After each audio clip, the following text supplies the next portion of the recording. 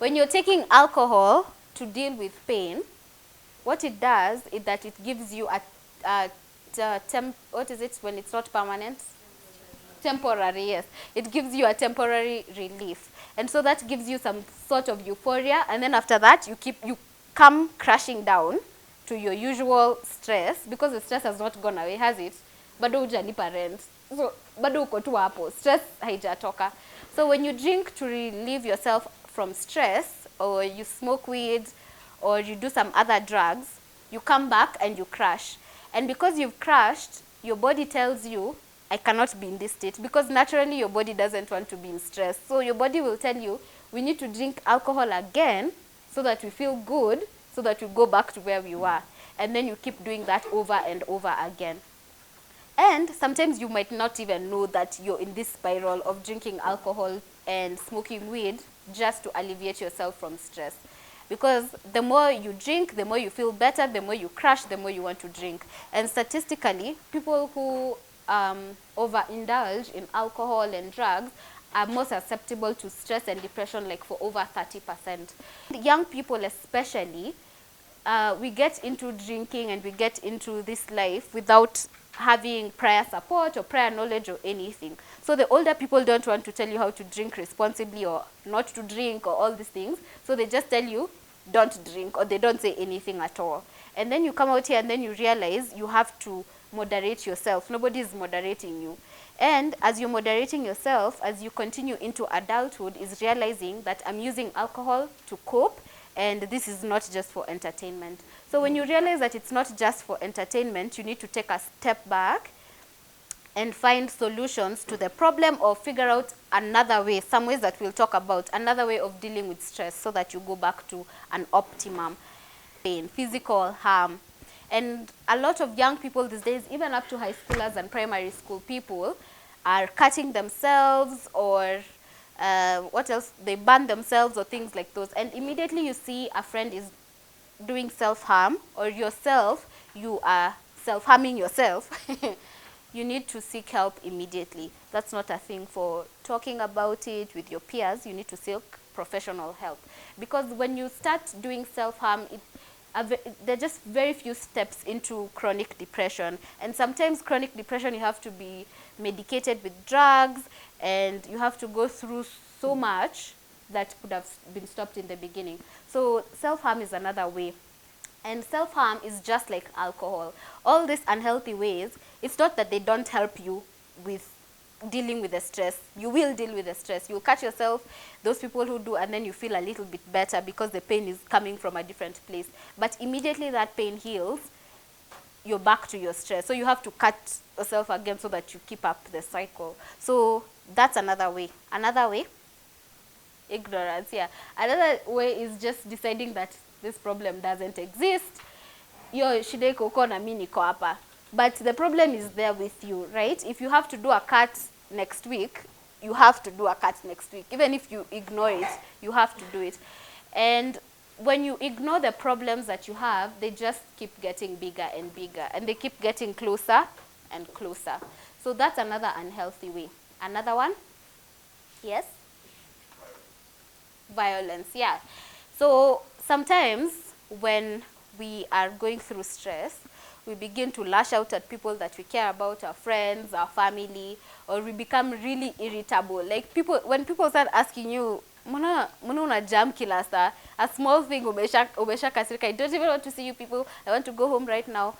You need to see that that is a trigger, because that's another way of coping with stress, being irritable and angry. And you start with just kukasirika kidogo kidogo, and then you can get into chronic anger. And chronic anger is a place where you go blind with rage, like you see red, you can't see anything in front of you. And that's how you find that there are people, have you heard this like weird stories where the dad has killed the children and the wife, and then you wonder, how did that even happen? How did it get there? Because they were experiencing little bouts of anger and irritation, but nobody saw that. So it progresses until it gets to a point where it becomes violence. That's what they call like chronic anger, where it becomes violent, and now it develops into a mental problem. So mental health, as we'll be talking about, is not really the having a mental health issue or not having a mental health issue. It's about remaining the two balances of life. There's a state of happiness, creativity, vitality, joy, and you are living life. And then there's another state of constant stress and worry and anxiety and not knowing what is to happen in life. So there's a balance to this, and you want to mostly lean on the creativity and balance and vitality and joy. And we'll talk about how you can get to this place, because the stress will come and try and you know, sway the balance a little, but you want to have tools that will help you remain on this side even more. Okay, another way, unhealthy way. Yes? Isolation, yeah. Sometimes you wonder, where did your friend go? These days they don't come to small group meetings, they don't come to anything, they're just by themselves. And sometimes you might think they're just an introvert. So you might want to check on your friend when they're isolating themselves and staying in their room all day, or when you start feeling like you just want to stay in bed, you don't want to get out of bed for days. That's not normal. You might be going through a lot of stress. So when you're feeling that you don't want to see people who you usually want to hang out with, and we'll talk about those are some signs of depression. When you don't want to hang out with people, you want to, the things that you used to like doing, you don't want to do them anymore, your hobbies. If you used to like bike riding, you don't want to bike ride anymore, you don't want to see those people. That's a trigger. So isolation is another unhealthy way. Yes? Yes, sex and masturbation. Same as alcohol and no. Msijudge Kimataji amesema hiyo point. Listen. You're right. Sex and masturbation is another unhealthy way.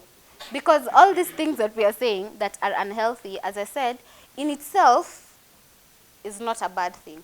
But when you use it to cope with stress, then it becomes a bad thing.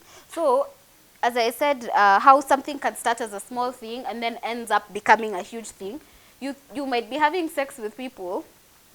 You have sex with someone today, tomorrow, the other day, and it's fun, and you're a city girl, and thinking that this is, you know, I'm having fun, I'm young, I should do whatever I want to do, and it's okay. But if you're using that to deal with stress, that means you're not thinking about the repercussions, you're not thinking about protection, you're not thinking about who these people are and what emotional damage it's continuing to cause to you and to your life. So when you find yourself having a lot of especially reckless sex, and masturbating a lot, that means that you're going through something. And it might start as a little thing, and then now you have to see a sex therapist where you can't stop. And then, have you seen these people who are like they're in public and they're masturbating in public, like on the bus or where you think that these people are crazy. How did they even get there? Because it started with something. It started with something that becomes a larger thing, because they were using that to cope with stress, and it gets to a point you're so stressed you can't do anything else. So that's another unhealthy way. Okay. Yeah, so suicide rates are becoming higher and higher for young people especially. They're killing themselves. And people think that when you know, by the time someone gets to think about they want to kill themselves, they think that they're removing the pain, right? That they're not going to feel this pain anymore, they're going to disappear and what. But you just transfer that pain to your loved ones. So the pain that you are carrying and all the stress that you are feeling and being depressed, you think that you have ended it all, but you just transfer it to your mom or your dad or people who loved you, and they have to carry that for the rest of their lives. So suicide is also not a solution to anything. And that's why in Kenya, if you try and kill yourself and then you become unsuccessful, you'll go to jail.